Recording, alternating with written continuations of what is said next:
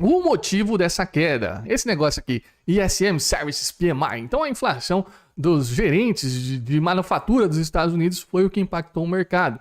Então veio aqui 54 pontos em dezembro, a expectativa era 53.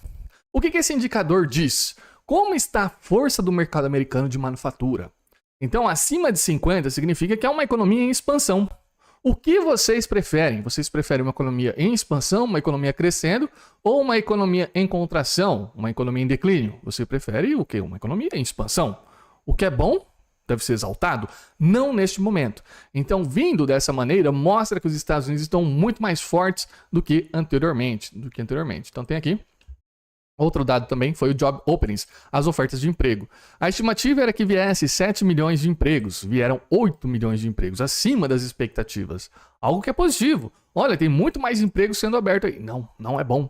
Os dados bons nesse instante se tornam ruins novamente, como há 1 ano e meio, 2 anos atrás, né? Porque isso mostra que a economia em plena expansão significa que vamos ter mais inflação pela frente. E talvez aquilo que o Fed tenha feito há 111 dias de ter começado esse corte de taxa de juros tenha sido muito cedo, porque a inflação não foi controlada. E se isso não foi controlado ainda, quer dizer que não teremos mais cortes nas taxas de juros no próximo ano. Então olha só que interessante, somente esses dois dados já causaram um grande pânico. O Nick Timiraos postou o seguinte, lá do Wall Street Journal. Exatamente, o Wall Street Journal postou aqui. Com o aumento das vagas de emprego dos Estados Unidos em novembro, a média móvel de 3 meses subiu pela primeira vez em 1 ano. Então aqui, ó, estávamos em uma tendência de queda. Alegria, alegria, menos empregos. Então estamos conseguindo controlar a inflação. Ninguém vai gastar dinheiro porque ninguém tem emprego. Começou a subir novamente e já causa esse freio de mão, puxaram o freio de mão no mercado. O Miles, fazendo aqui um resumo sobre o motivo da queda, os dados foram positivos, causando um aumento nos rendimentos dos títulos. Então nós vimos os títulos do Tesouro Americano começando a disparar novamente, o que prejudica o nosso Brasilzão que já paga 15%. Se os títulos americanos ficam nesse nível e ainda podem subir com eventual inflação, os brasileiros precisam subir ainda mais para atrair esse capital. Olha só a bola de neve negativa para o nosso país, né? E aqui estamos na fase de dados bons, são ruins. E ainda mais com o Fed tendo a sua reunião daqui a 2 semanas, daqui a 21 dias. E a probabilidade é de não termos cortes nessa taxa de juros, né? Aqui o alvo, que está agora a taxa de juros entre 4,25 e 4,5, vai continuar dessa maneira, 95% do mercado. Quando a gente coloca probabilidades para os próximos capítulos, nós temos aqui que não teremos mais cortes de taxa de juros, somente a partir de junho cortando 0,25, bem abaixo das expectativas do mercado há algum tempo atrás, né?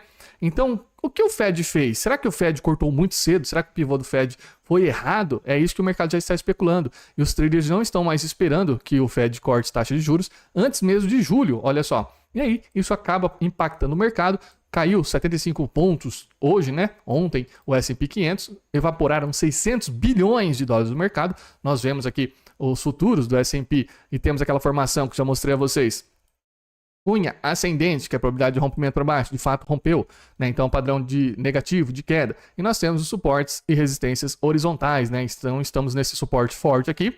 E aí, se esse suporte não segurar, a pancada é mais embaixo, aí teríamos mais um pouquinho de queda no mercado, né? Já caiu um pouquinho, caiu aqui, ó, quase 5%, já caiu um medo gigantesco e poderia cair em torno de 7%. Minha nossa, corram para as montanhas, o mercado tradicional não está acostumado com quedas, e é sempre estabilidade. Nós estamos no Bitcoin, é 5% no dia, uma pedradinha só, agora está em 2%, está recuperando. Então aqui é o que está acontecendo, o medo escancarado no mercado. E outra coisa, aquilo que eu falei a vocês sobre as taxas de juros, olha os títulos de 10 anos dos Estados Unidos, galera. Então, o título batendo 4,7% aqui. Então, estamos em uma escalada de alta mesmo com o início do corte de taxa de juros pelo Fed. O Fed começou a cortar suas taxas de juros e mesmo assim, os títulos estão subindo. Quer dizer, o mercado está precificando mais inflação e menos cortes. Então, o mercado só aceita negociar recebendo tudo isso aqui de prêmio. Quando a gente coloca no longo prazo, veja que são números próximos do recorde histórico, né, que aconteceu aqui, ó, chegou a bater em outubro de 2023 em torno de 5%. Agora, em abril desse ano, de 2024, chegou a bater o mesmo valor que está agora. Então, somente antes disso foi o recorde nesse vencimento de taxas, né, nesse valor elevadíssimo. Então, por que você investiria? Por que você investiria em ações que são ativos de risco se você tem a renda fixa, né, a renda fixa aqui americana, disparando, renda fixa para cima, significa o DXY para cima, né, que é a força do dólar no mundo também está para cima. Então, ativos de risco vão para baixo, como as ações. como o Bitcoin. Então, essa é a correlação inversa.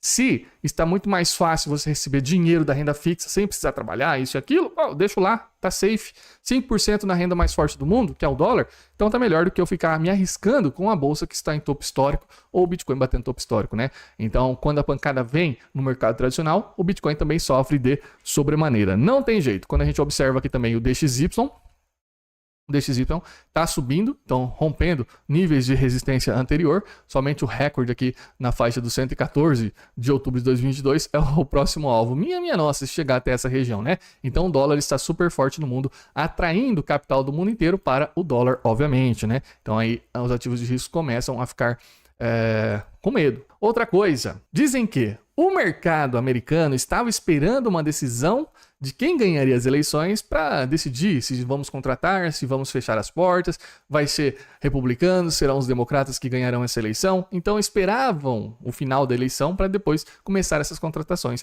Então aqui o Feijal está dizendo, esse grande número de job openings, né, do relatório de emprego que está foi criado artificialmente porque nesses últimos meses o pré-eleição, eles seguraram. Então, esse momento onde eles seguraram esses empregos foi porque eles estavam com medo do futuro e agora eles estão, de fato, atuando sobre o que eles querem para os próximos capítulos. Então, os dados que olha, agora é gigante, é colossal, simplesmente eram dados represados do passado que agora estão saindo. E claro que a gente não vai tampar o sol com a peneira. Nós tivemos esses dois indicadores que são extremamente positivos, mas nesse instante é negativo para as condições, porque nós temos taxa de juros elevadas e também inflação elevada. Mesmo assim, estamos em pleno emprego nos Estados Unidos, tudo voando, né? Voando.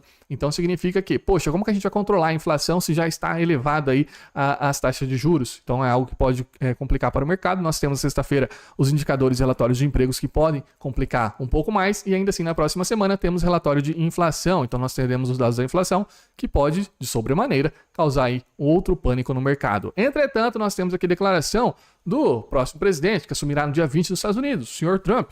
Ele está reclamando que durante o mandato de João Biden, eles deixaram, né, a inflação subindo, deixaram subir muito, e também deixaram a taxa de juros muito alta. Então complica muito o trabalho dele. Ele está pegando a bomba na mão, ele está dizendo, e agora? Vamos resolver. Mas ele fica preocupado com o que deixaram para ele.